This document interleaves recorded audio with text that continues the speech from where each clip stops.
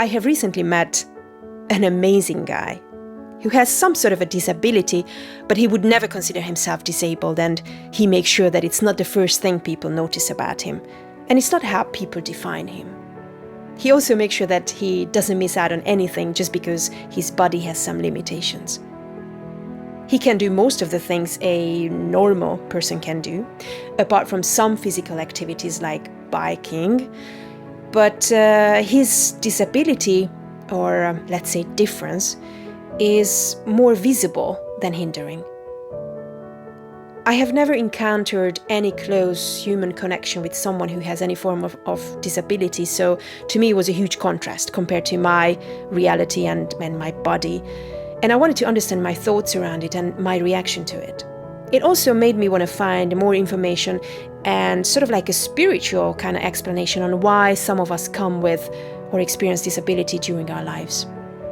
My initial thought was that if someone doesn't fit into the so-called normal category, it should mean that they are special, right? And I mean special in a good way. Because there is this something that makes them differ or stand out. And that's got to be a sign from the universe or God or nature that these people have a different role here. They came to experience a different kind of reality. Seemingly with more struggle, but I also believe that they only have to struggle because we try to fit them into our world perfectly designed for people with zero disability.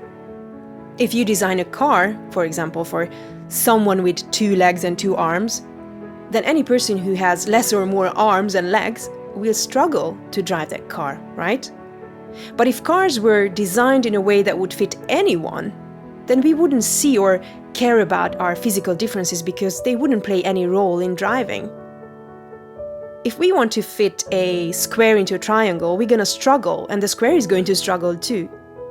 But if we just embrace the difference and let the two exist as they are, and we didn't want to say that one is more acceptable or normal than the other, but we just said both have the same right to existence, and we focused on creating a word that would cater for both shapes, and we wouldn't feel the need to force our ways of living and doing stuff on others. We could all just sit back and relax and not experience struggle and resistance. I also think that society has created ways to make us non-disabled people look down on people with disabilities or feel sorry for them. Which is kind of the same thing when it comes to relationships, for example, where we are told that the only or more acceptable way is being straight, living in a monogamous relationship, and anything that is different than that is wrong and frowned upon. Yet we know that there have always been homosexual, bisexual, and gender non-conforming people. There have always been extramarital sex and polyamory, and in certain times and cultures it was all acceptable too. Just do your research. I personally think that there always should be freedom when it comes to expressing our love and sexuality. Our decisions should be made according to what makes us feel happy, complete, and what fits into our agreement with ourselves and our partners. Society and current trends shouldn't dictate. I don't want to get deeper into this, but I believe that our current normalcy with regards to love and sexuality and relationships has been only created to support reproductive and economic success, but that can be discussed in another video. So back to disability and my experience and thoughts around it. I wanted to find the answer to 2 of my questions actually. One is, why does it makes me or us uncomfortable looking at someone with disability? And the other is, why do certain people attract or choose to live with disability? And yes, I use the word attract and choose on purpose because, well, never mind, I tell you later in the video why. Okay, so some of us feel uncomfortable, sad, or sorry, or some maybe even disgusted when looking at someone with physical or mental disability. Why is that? I believe that every time we feel negative emotions, it is due to some vibrational or emotional discord within us, meaning that we think or feel in a way that is different to how we are supposed to think or feel, meaning that we are out of sync with who we really are. When we feel love towards others and ourselves, when we live in happiness, it means or shows that we are in vibrational harmony, in alignment with our higher self, the source energy. And we are looking at the world through our higher self's eyes, which is how it should be.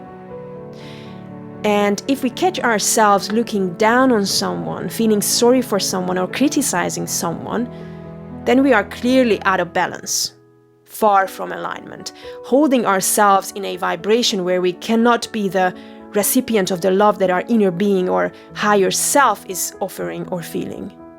We sort of lose contact with our higher self, which is all about love. So, in short, when we feel negatively towards something or someone, it means that we are wrong. It is not how we are supposed to feel. There is a discord, a bug in the system, if you like, a failure. So, what if people with disabilities come to our lives with the role to show us contrast, diversity, making us appreciate and value our health or what we have even more? What if we need diversity and contrast to induce new desires in us?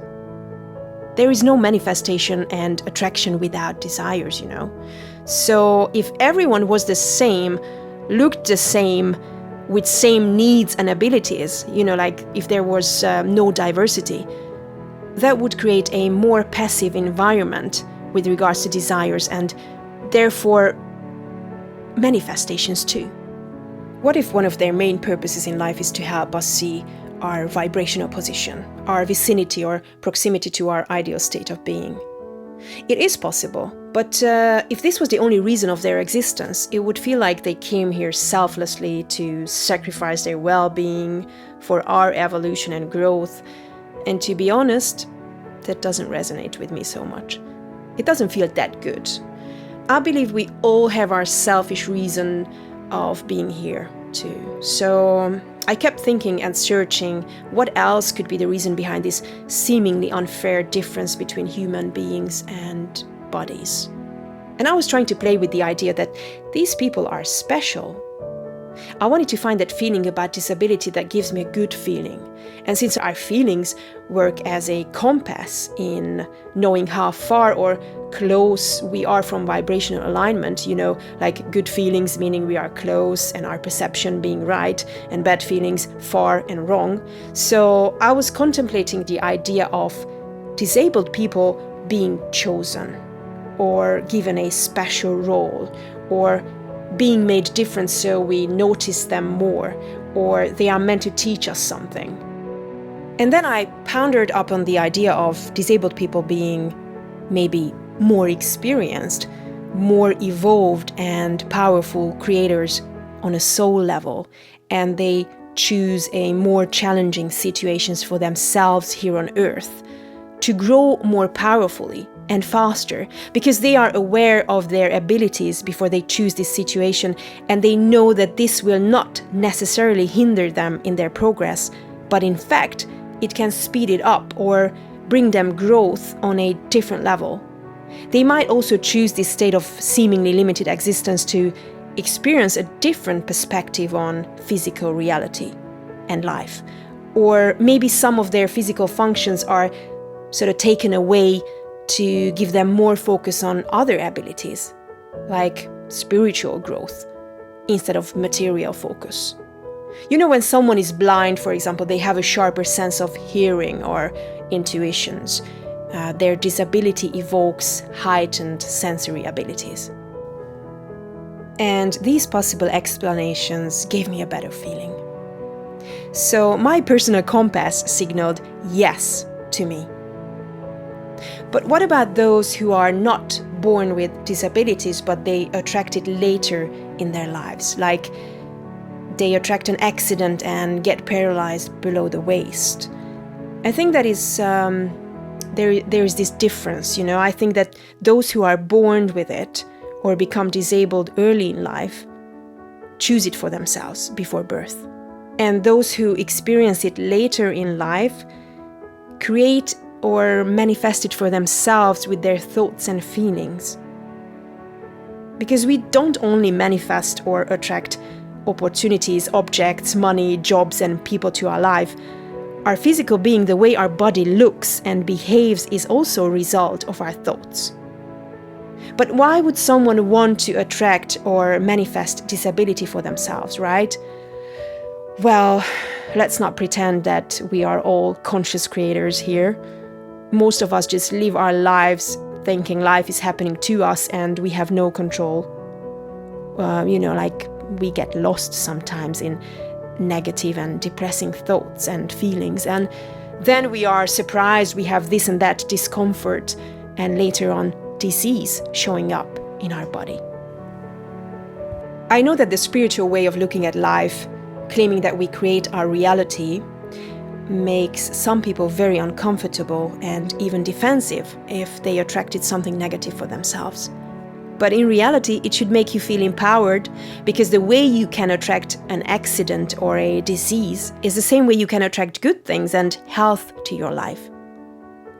It is never a question of certain actions that you have to take or a certain time that has to pass. It is always a question of alignment. And to know how close or far you are from being in alignment is paying attention to your feelings. Happy or sad, negative or positive emotions. So let your feelings guide you and be your compass to know where you stand. Let me tell you a story of mine that took me half a year to figure out why it happened. And it made me understand how important our vibration and feelings are and how they attract people and even accidents that match that vibration. I was driving home from the store with my then husband, and we did our weekly food shopping and hated the area we lived in. We absolutely hated it.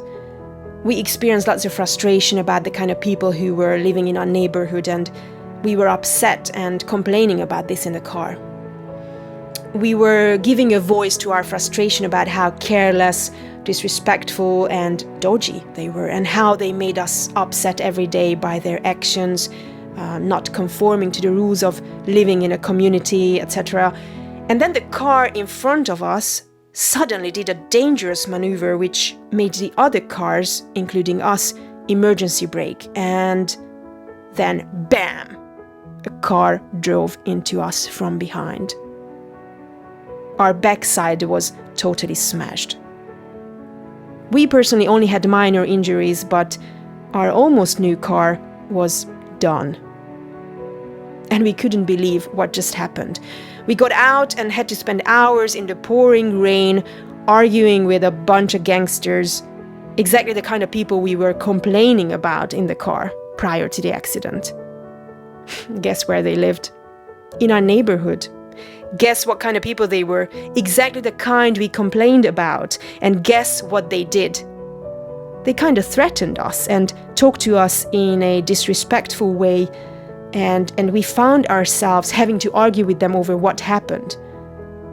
But in reality, they did nothing else but create the circumstances or provide the circumstances that matched our negative vibrations and complaining. We basically manifested the whole situation for us. We felt upset and stressed and angry over what happened and how it left us for months. The financial and material damage. Back then, I wasn't thinking according to the law of attraction. I did what most people would do. I was looking for answers, why we had to get punished, why it had to happen to us, what did we do wrong? And it made me feel even worse because I couldn't find the answer. I felt so defenseless, and I thought we were good people, who did nothing but go to work, pay taxes, never lied, never cheated on or abused the system. And we felt that what happened to us was so unfair. And then one day, I realized, hang on a second.